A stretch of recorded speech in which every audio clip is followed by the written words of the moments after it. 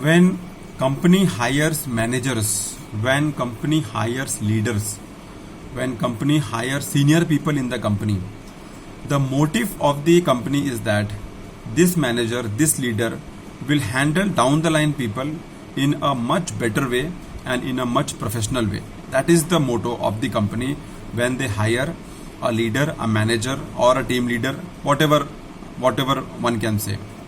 So there are some positive behaviors which can make a huge difference at the workplace if followed by the team leader or the manager or the department in charge, whatever we may call. The few points which has to be implemented and to be noted down and to be put in action by the leader manager is very important to survive in the company, to become an asset for the company.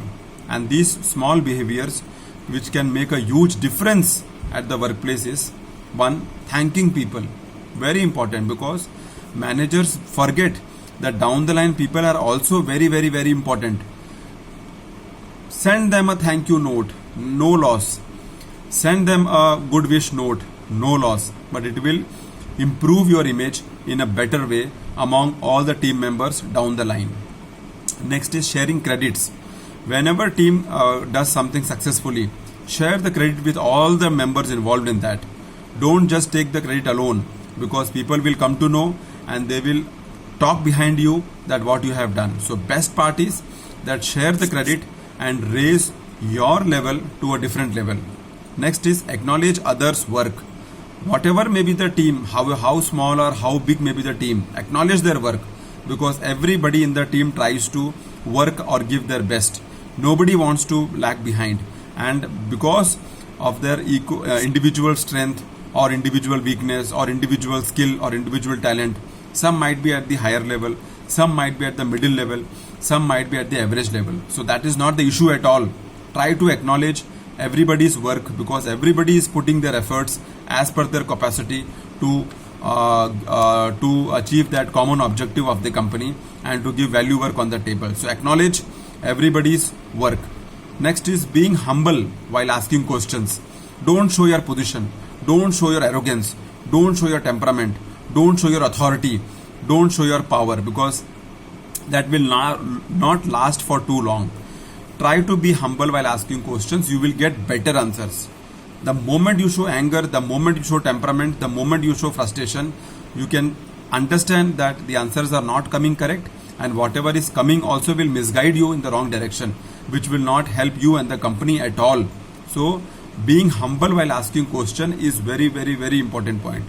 Next is listening actively to every team member, maybe not for hours and hours, maybe for 2 minutes, 3 minutes, 4 minutes, but listening to them, because they want only that part.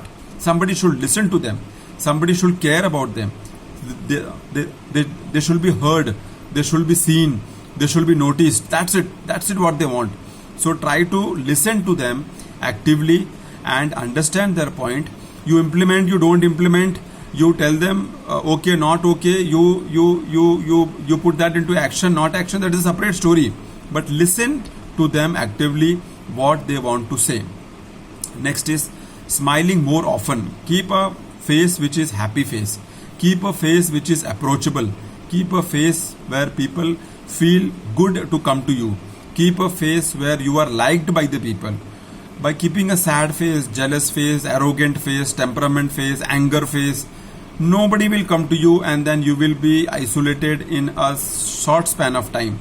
You have to be approachable. You have to be liked by the people down the line. You have to be in that category where you are looked upon. So for that you have to work upon yourself.